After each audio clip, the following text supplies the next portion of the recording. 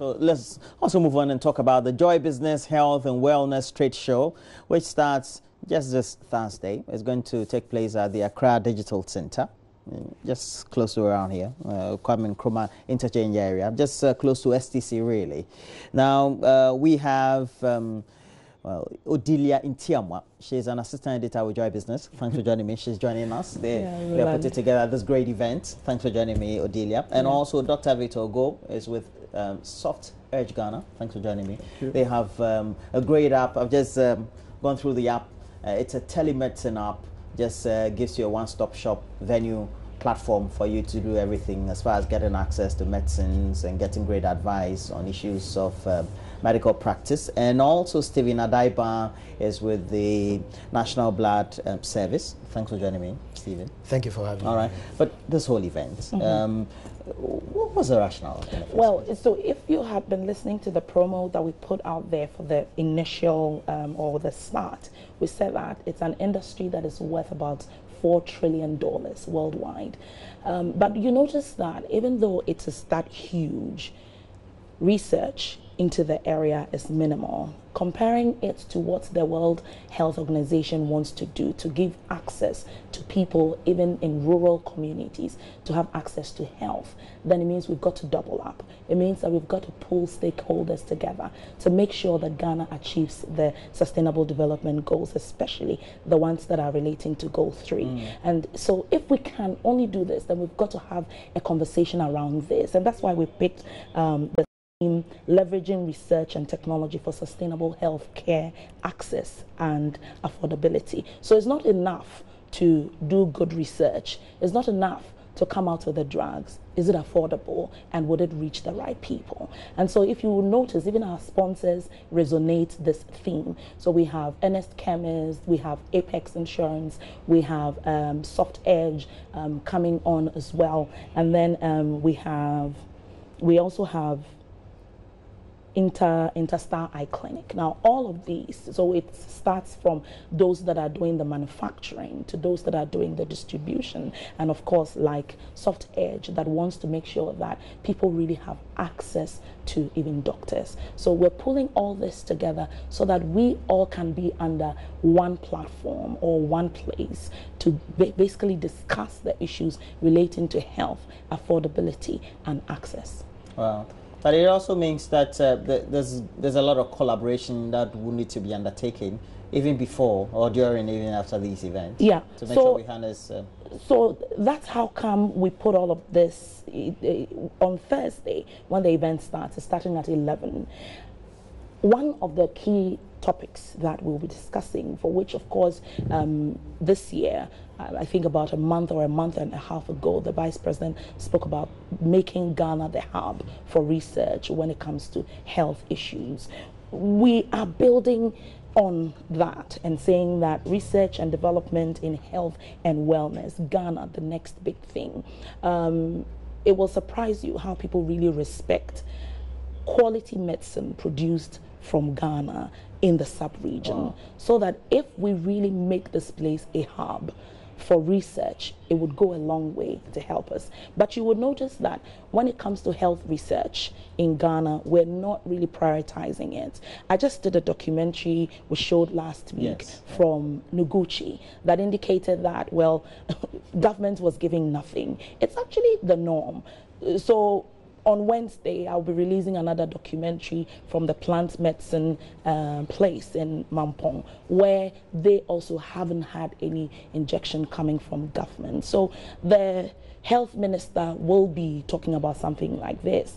And then secondly, we'll look at, does a drug work and its safety, pharmacovigilance, good drugs giving a bad name. That's one of the topics we'll be discussing. Then recruiting the national health, resuscitating the national health insurance. Now, so do people still believe in that NHIS card? Is it still working? What is being done about it? And then finally, leveraging technology in the healthcare value chain. All of these will be discussed on that day, and we'll make sure that we also are satisfying the family, we're satisfying individuals. So we have male and female clinics. We have places for children who come with parents to play.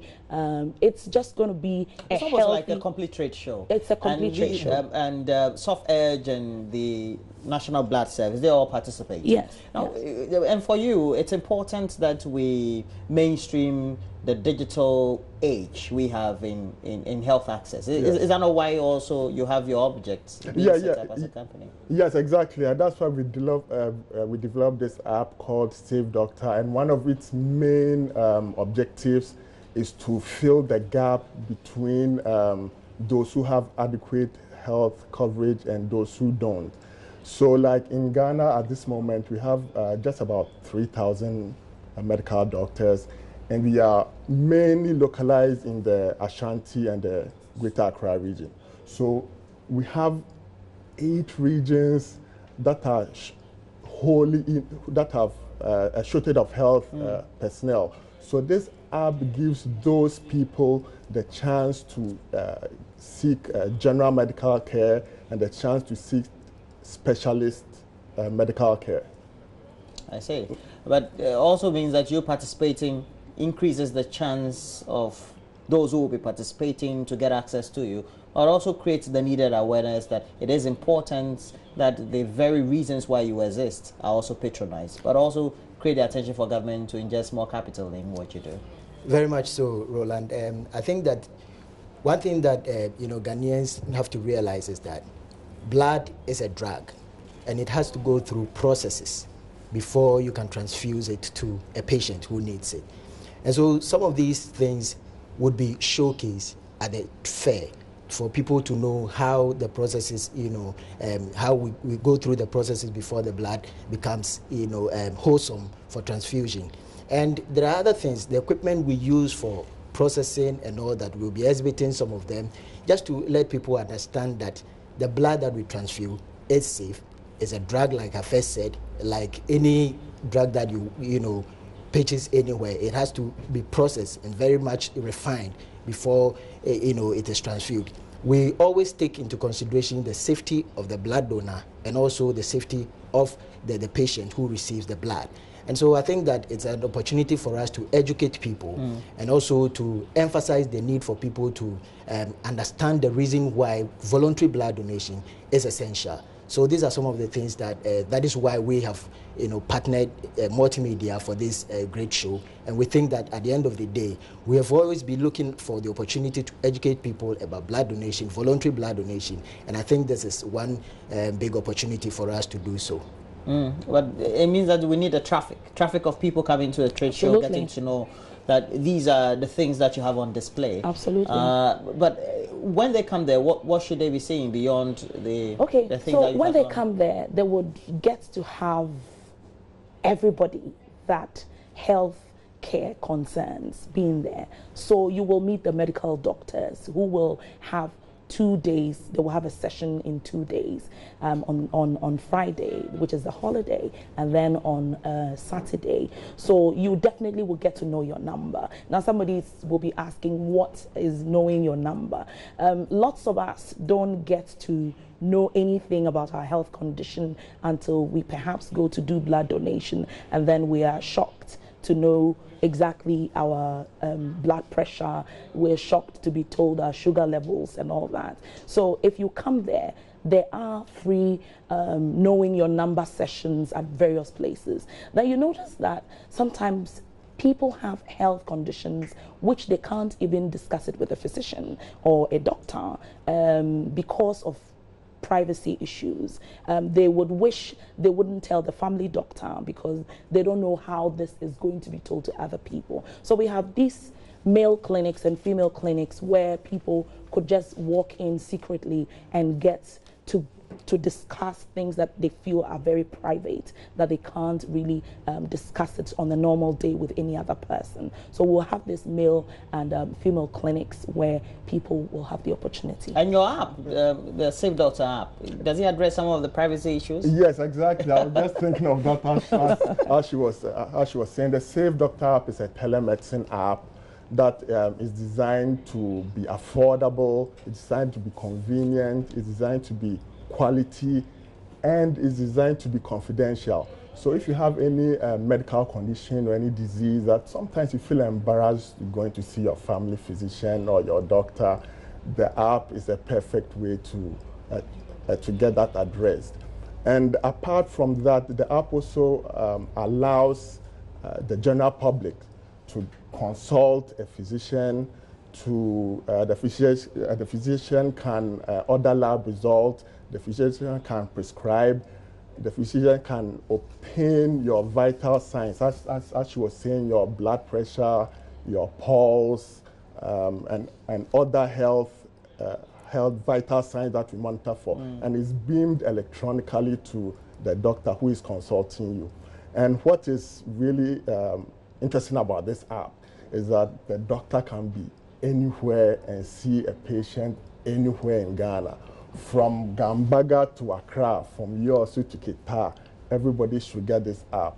If you are in the rural areas, this should be a really great app for you to get, because just by the nature of our health delivery system in Ghana, there are very few specialists, you know, in the rural and the hinterland. And this gives those people access to any medical practitioner that they desire. Wow. We're going high tech now. Yes, I mean, we're in the age of apps for taxis, apps for food. So why not apps for telemedicine? Medicine, exactly. Right. So it means that the organization that you belong to will make sure that people get the right sort of education and all. But where do we carry the conversation beyond the trade show for you participants, so to speak? Yes, well, we've realized that, you know, blood donation, as we said, people think that it's a very difficult exercise to go through and things like that, but that is not the case. So what we are doing now is that we're trying to move the blood donation to the doorstep of the Ghanaian people. And so, for example, one of the things that you're going to see at the fair is that we have a trailer, mobile van, which can be positioned in any community in Ghana for, let's say, a week or days for people to walk into, rather than the normal setting up of beds and canopies and things like that for people to donate.